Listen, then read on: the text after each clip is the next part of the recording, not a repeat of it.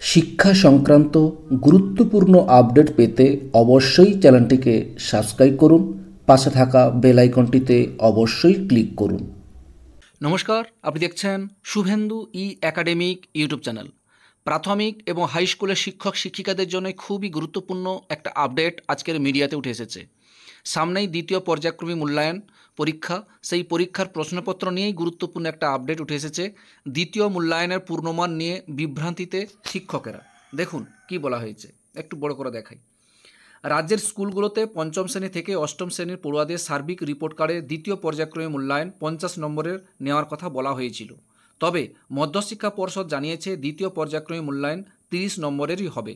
পর্ষদ সভাপতি রামানুজ গঙ্গোপাধ্যায় বলেন, পর্যায়ক্রমিক মূল্যায়নের নম্বরের বিভাজন হলিস্টিক রিপোর্ট কার্ডে 50 নম্বর বলা হলেও এই নম্বর পরিবর্তন নিয়ে কোনো নির্দেশিকা মধ্যশিক্ষা পর্ষদ জারি করেনি, যার অর্থ দ্বিতীয় পর্যায়ক্রমে মূল্যায়ন 30 নম্বরেই হবে।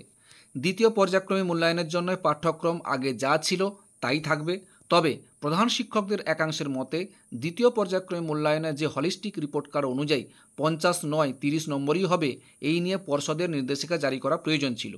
না হলে বহু স্কুল বিভ্রান্তিতে পড়ছে। কিছু স্কুল ইতিমধ্যেই 50 নম্বরের প্রশ্ন তৈরি করে ফেলেছে। শিক্ষা দপ্তর অষ্টম শ্রেণী পর্যন্ত নতুন হলিস্টিক রিপোর্ট কার্ড তৈরি করেছে। তাতে পড়ুয়ার শুধু বিষয়ভিত্তিক নম্বরই নয়, তার সার্বিক উন্নয়ন কেমন হচ্ছে তার মূল্যায়নও থাকবে। সেখানে প্রথম পর্যায়ক্রমে মূল্যায়নের মোট নম্বর 30, দ্বিতীয় পর্যায়ক্রমে মূল্যায়নের 50 এবং তৃতীয় বা চূড়ান্ত পর্যায়ক্রমে মূল্যায়নের 70 নম্বর ধরা হয়েছে। এই কার্ড প্রকাশ হওয়ার আগেই প্রথম পর্যায়ক্রমে মূল্যায়ন হয়ে গেছিল। তার অবশ্য মোট নম্বর ছিল 15। Collegium of assistant headmistress and assistant হেডমিস্ট্রেসের সাধারণ সম্পাদক সৌদীপ্ত দাস বলেন, প্রথম পর্যায়ক্রমে মূল্যায়নে কিছু স্কুল পড়ুয়ারা প্রথম সার্বিক মূল্যায়নে 15 নম্বরের যত পেয়েছিল তার দ্বিগুণ করে হিসাব করেছিল। তাতে পূর্ণমান 30-এর মধ্যে নম্বর পাওয়া গিয়েছিল। কিন্তু এভাবে দ্বিগুণ করলে পড়ুয়াদের মূল্যায়ন যথাযথ হবে না বলেই মনে করছেন অনেকে। মাধ্যমিক শিক্ষক ও শিক্ষাকর্মী সমিতির নেতা অনিমেষ হালদার বলেন, হলিস্টিক রিপোর্ট কার্ডে দ্বিতীয় পর্যায়ক্রমে মূল্যায়ন 50 নম্বরের করতে বলেছে, অথচ পর্ষদ এখনও বলছে 30-এ করতে হবে।